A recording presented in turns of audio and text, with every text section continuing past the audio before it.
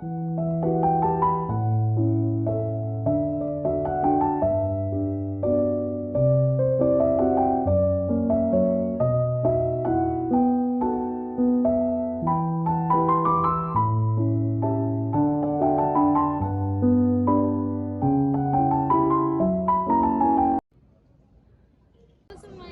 semuanya, kami dari kelompok 3. Sebelumnya saya ingin memperkenalkan diri dulu. Nama saya Azhara Nuraliza. Nama saya Syifa Nifa. Di sini kami ingin menunjukkan nih museum dari Museum Katedral. Yuk ikuti kami untuk mengunjungi apa aja sih isi dalamnya.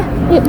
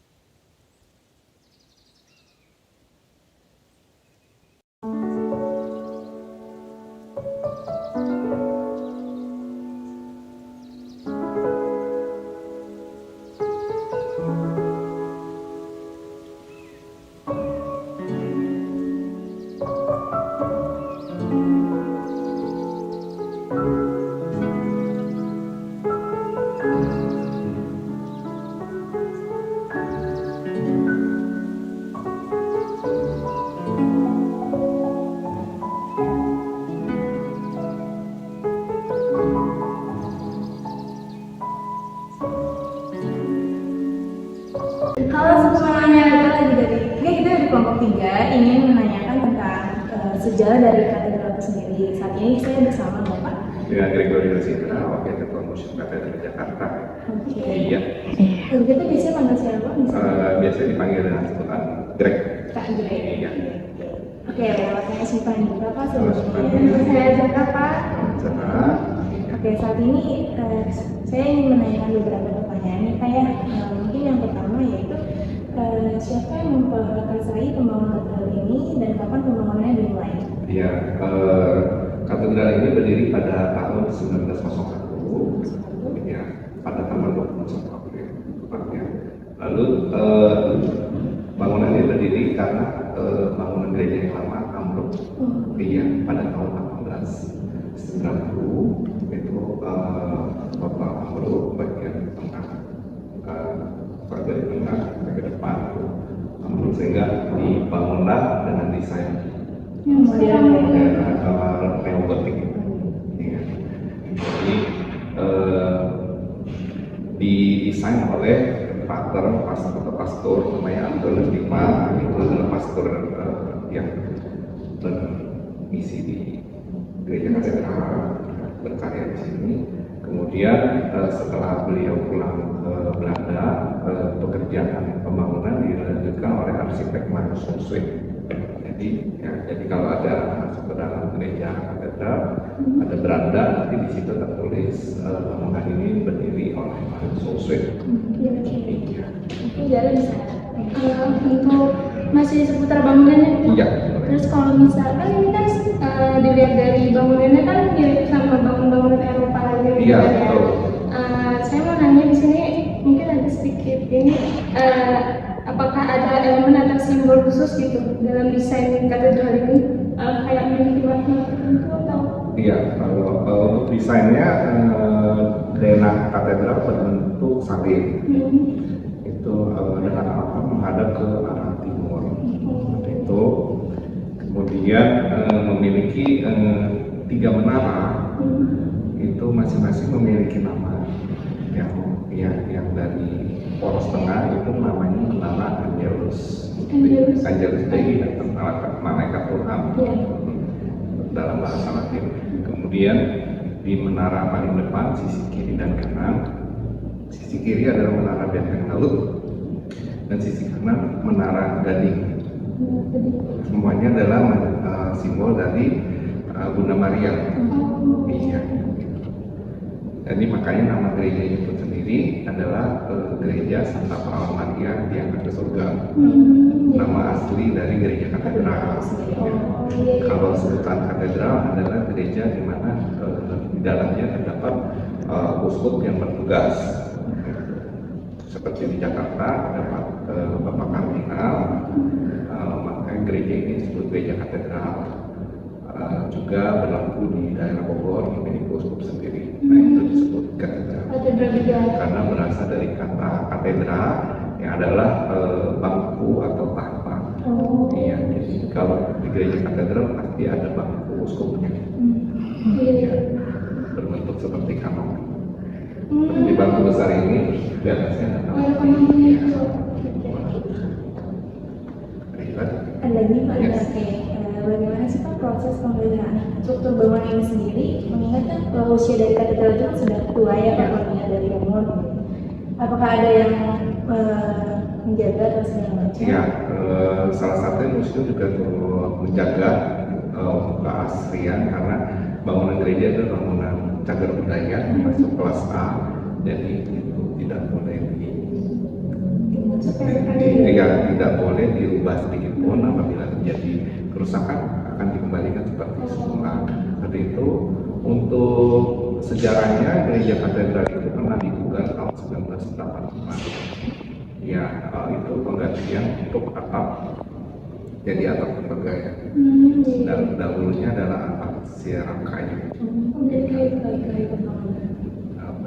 Bentuknya mengunci ke atas, ada bagian menara di bagian depan itu terbuat dari besi. Itu yang tidak lazim terjadi pada gereja bergaya gotik. Neogotik. Itu dia, jadi khasnya di menaranya itu ada keunikan tersendiri yang berbeda dari gereja-gereja yang lain di Eropa. Untuk sini kan bukan cuma buat tempat ibadah tapi juga tempat museum gitu kan ya.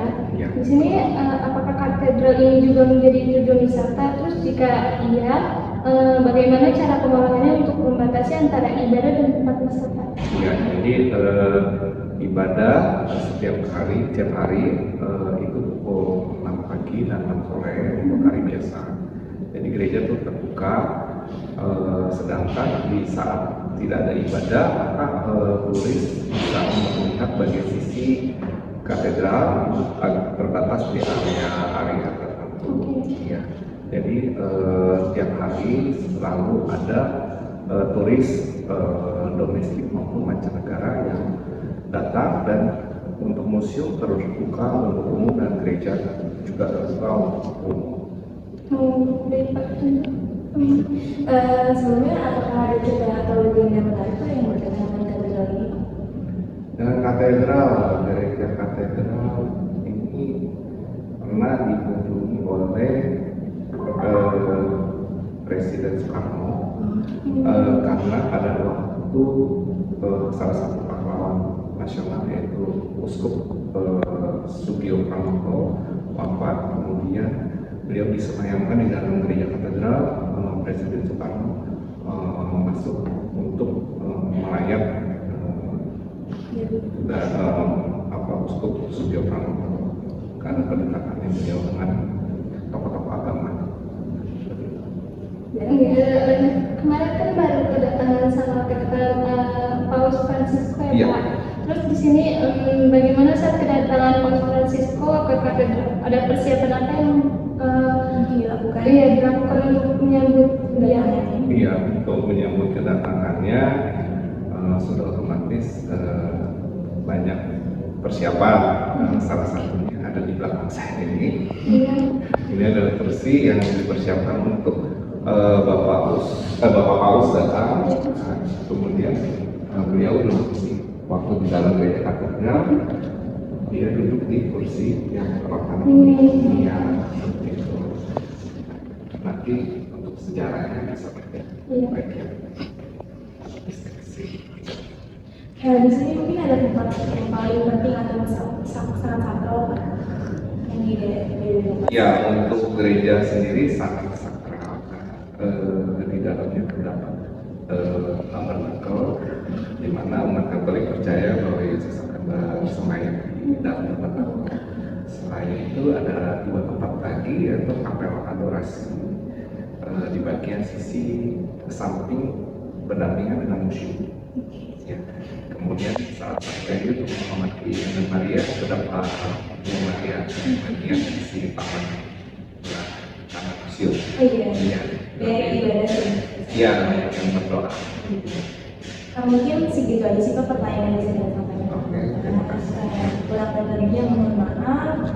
Terima kasih atas waktu dan kesempatannya. Terima kasih sudah mengunjungi museum dan gereja katedral. Terima kasih.